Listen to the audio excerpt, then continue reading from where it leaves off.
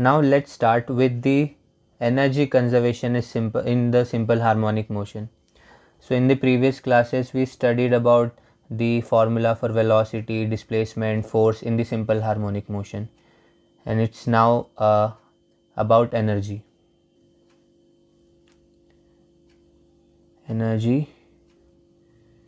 conservation in simple harmonic motion. So in simple harmonic motion, the total energy of the system is always conserved. Okay, total energy means the sum of kinetic energy and the potential energy is always conserved.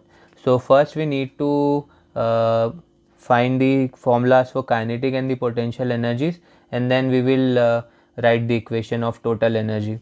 So for finding the formulas, let's start with the formula that we know, that force, restoring force in the SHM is equal to minus kx, where k is the force constant and x is the displacement from the mean position. Now this is a formula for force. Now we know that when we need to move the object, when we need to do the simple harmonic motion, we will need to do we will be required to do some work. So what will be the work done in doing the SHM? So let's take small region first for the small displacement. So work done in small displacement, and then we will integrate it. That is when we move from x to x plus dx. That is, let's say this is our system. We move from let's say we were here, this is the origin, we were here, so we went from x to small displacement dx. Okay, so we are finding the work done for this situation. So dw is equal to force into displacement, that is force into dx, because we are discussing about small displacement. So ultimately force is minus kx, so it will give us dx. So let's integrate from 0 to w, and then 0 to x, we are going from 0 to x minus kx dx. So it will be w, 0 to w equal to minus k is the constant, we will get x square by 2, 0 to x, ultimately it will be 0 w minus 0 and minus kx square by 2 minus 0 square by 2. So ultimately work done is equal to minus half kx square.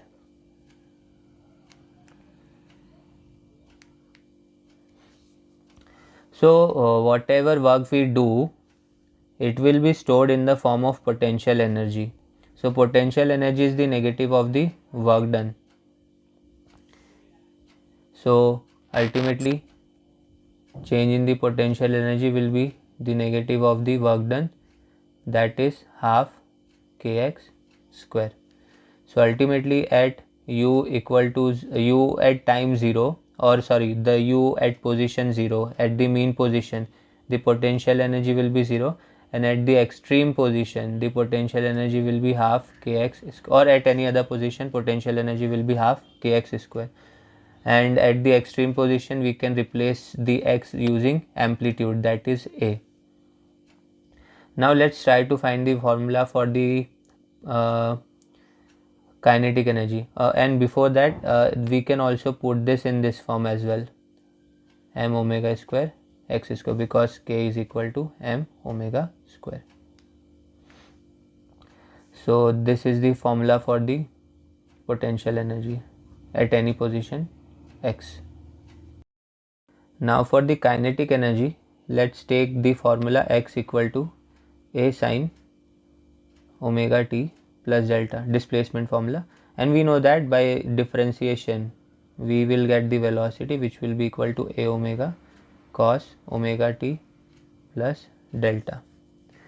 So now we also know that the potential energy is half m omega square x square. or if we put the value of x, we will get half m omega square.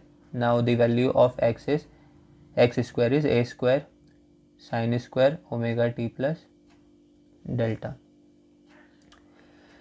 And we also know that the formula for kinetic energy usually is half mv square, so it can be written like half m and putting the value of velocity square, that is a square omega square cos square omega t plus delta.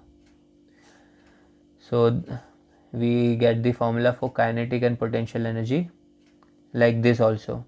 Okay, so these are the formulas for the kinetic and the potential energies in case of simple harmonic motion.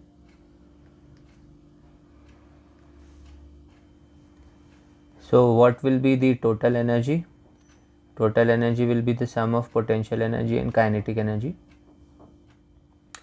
It will be equal to half m omega square a square.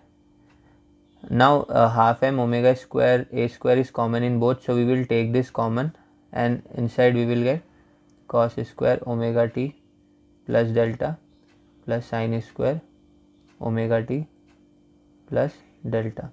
Now this term, this formula is equal to 1. We know that sin square theta plus cos square theta is equal to 1. So ultimately we will get half m omega square a square into 1. So the total energy in SHM is this. An important thing to note is all these terms are constant. M, omega and a all are constant in the particular simple harmonic motion. So this is a constant. So the total energy in simple harmonic motion is a constant. Because this is constant, it will not change. This is also constant, this is also constant in particular SHM. So in any particular SHM, the total energy is constant, or we can say the total energy is always conserved. So only what will happen, only the kinetic energy will get converted into potential energy and the potential energy will get converted into kinetic energy. If you look at the formula, then you will realize the graph will look like this. So let's say this is the x displacement and let's say this is the energy. So if you look at the kinetic energy, it will be maximum at the extreme positions, and if you look at the potential energy, it will be maximum at the mean position. Oh sorry, I incorrectly said that this is for potential energy. Okay, so this is for potential energy, I said kinetic energy. This is potential energy and this is kinetic energy. So the potential energy is maximum at the extreme positions. It is quite simple to understand. When you are at the extreme position, you have a lot of potential to move towards the center, and the kinetic energy is maximum at the mean position, because when you are going this way the velocity is maximum, and again when you go this way the velocity decreases, when you come back the velocity again increase. So the velocity is maximum at the mean position, because of that the kinetic energy is also maximum at the mean position. And what about the total energy? So the total energy will remain constant. Okay, let me try to properly draw this one like this. So the total energy will remain constant. So this is for the total energy. So this graph is quite interesting, and keep this graph in mind. Now the after this energy conservation, what if instead of this type of simple harmonic motion we have angular simple harmonic motion? Again same thing as we did earlier, that whenever we discuss about angular things we just replace it with the angular quantities. So when we have angular SHM, okay, SHM happening in particular at a particular angle, so then all these things, force will convert into torque and it will be equal to minus k, and it will become theta, x will become theta, that is displacement will become angular displacement. Alpha angular acceleration will be torque upon moment of inertia, like a is equal to F by m, so it will be torque upon moment of inertia.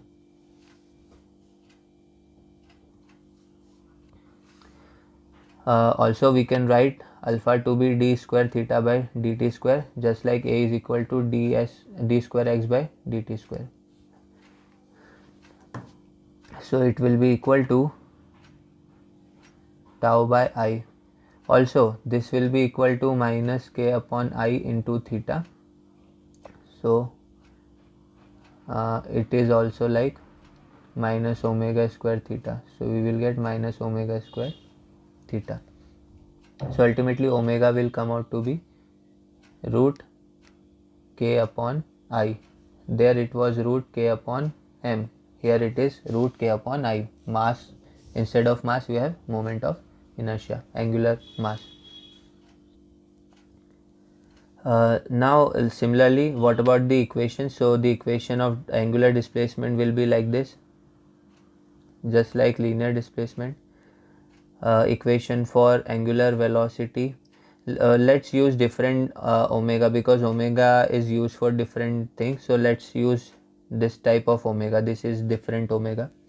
So we know that angular velocity is d theta by dt. It will be equal to theta naught omega cos omega t plus delta, just like linear velocity. Time period we know is 2 pi by omega. It will become 2 pi root I by k. There it was 2 pi root m by k. The usual normal frequency will be 1 by t, that is 1 upon 2 pi root k by I. So ultimately, if you want angular SHM, then convert all the linear terms into angular terms. So let me write all the things here. This is, let's write it, okay, let's write it here only.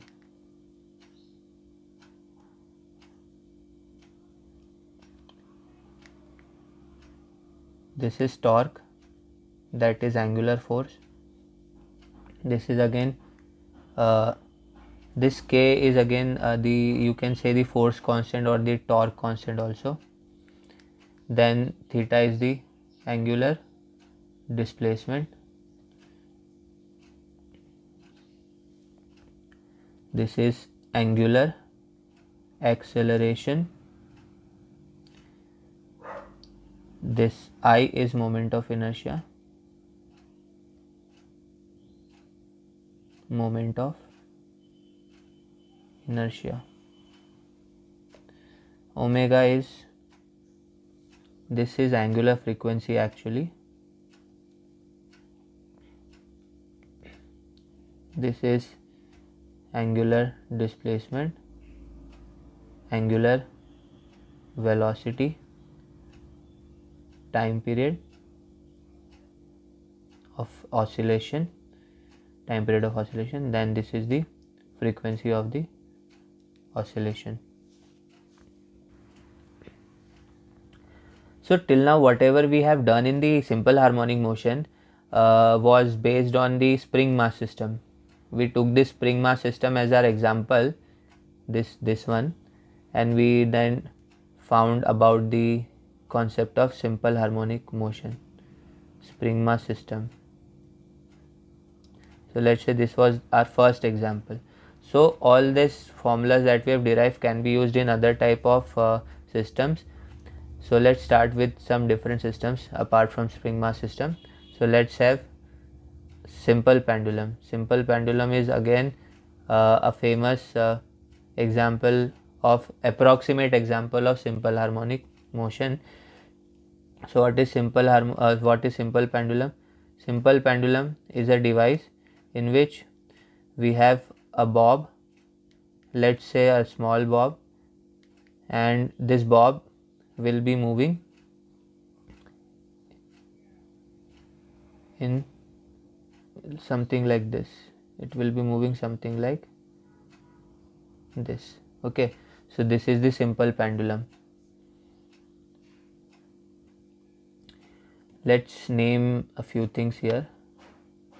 Let's say this is point O. Let's say the angular displacement is theta. The length of the pendulum is L. Let's say the mass of the bob is small m.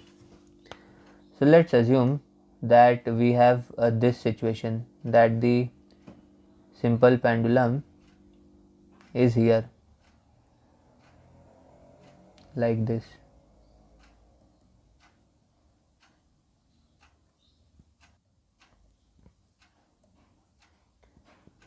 So ultimately this was our mean position, angle is theta. There will be a tension, okay, this tension will be in the string. Let's say there is the bob, let's draw it with yellow color. This is the bob, so one force will be downward, which will be its weight. Let's call this point P, let's call this point Q, let's call this point O.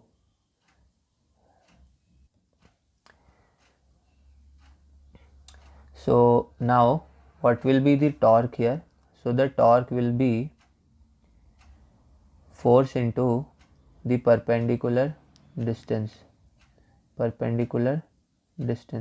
So the force acting on the bob is mg and the perpendicular distance is OQ. Okay, this is our axis, so this is the bob, this is the perpendicular distance, OQ or OP, you can take OP as well. Oh sorry, not OP, because OP is like this.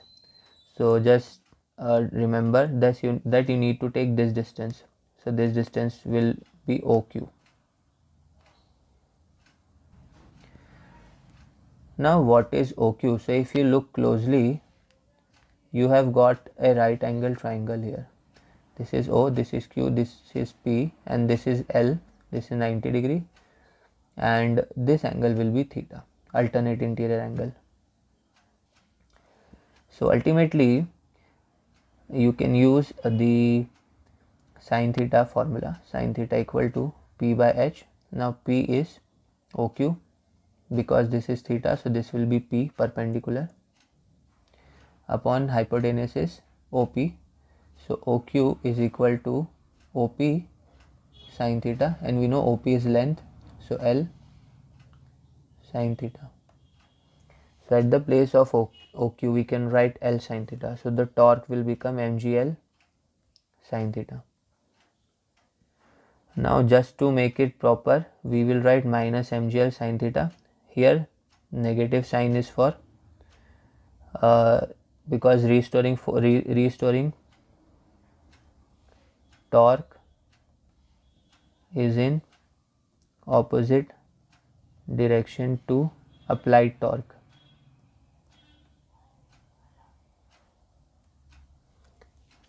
Okay, so ultimately if the angle is small,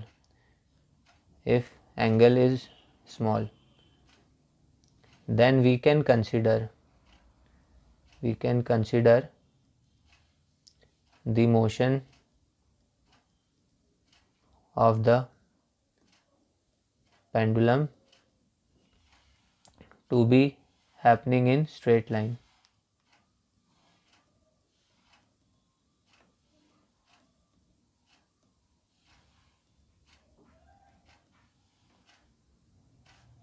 Therefore SHM. What this means is, if the angle is more, then the motion will be like this. So this is not SHM, because in SHM we want straight motion. So if the angle is very small, then the motion will be approximately a straight line motion. Okay, so therefore we can consider it to be SHM. So in that case tau will become minus mgl theta, because sin theta will be approximately equal to theta. when the angle is small, sin theta is approximately equal to theta. Now what about the moment of inertia? So the moment of inertia here will be m into OP square, okay, distance from the origin, so it will be m L square because OP is L. So this is I.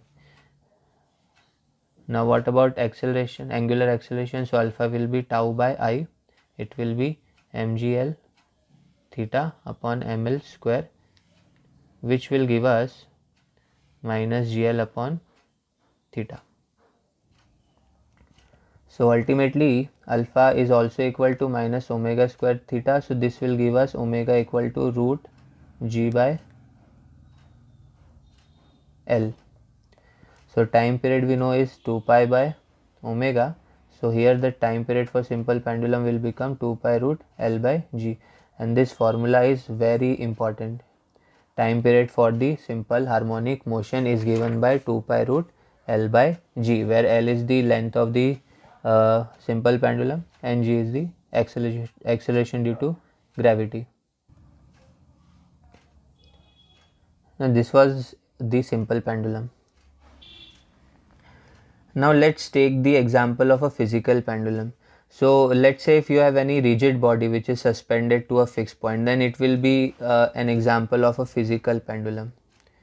Physical pendulum. So when you have any rigid body, for example, let's say this is some rigid body,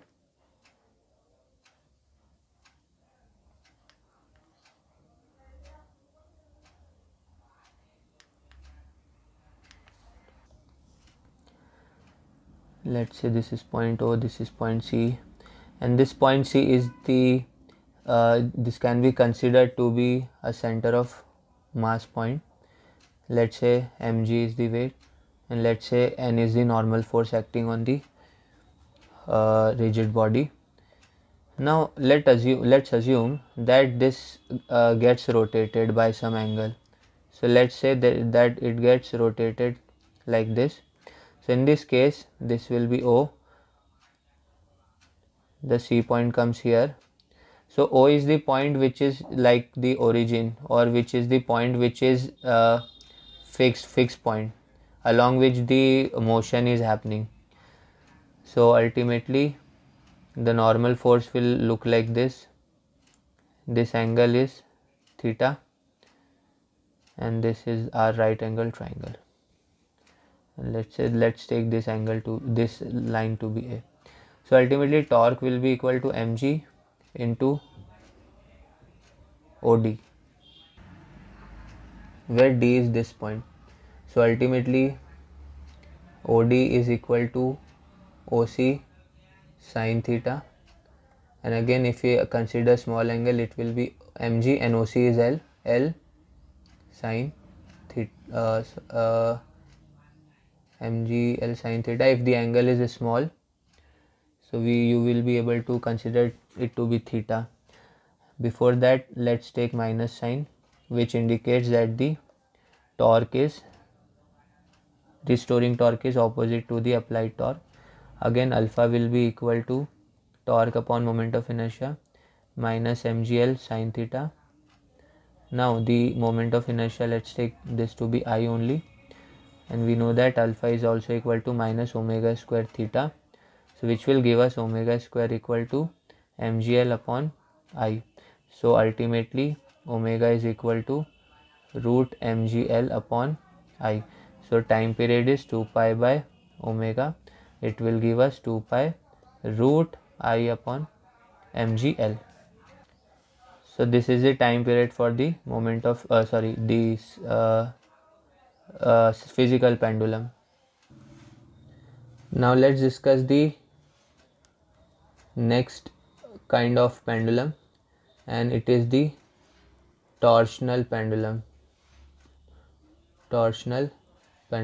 So in this pendulum, let's assume that we have this wire attached to something and we have this disc. So in this pendulum we will have a disc which will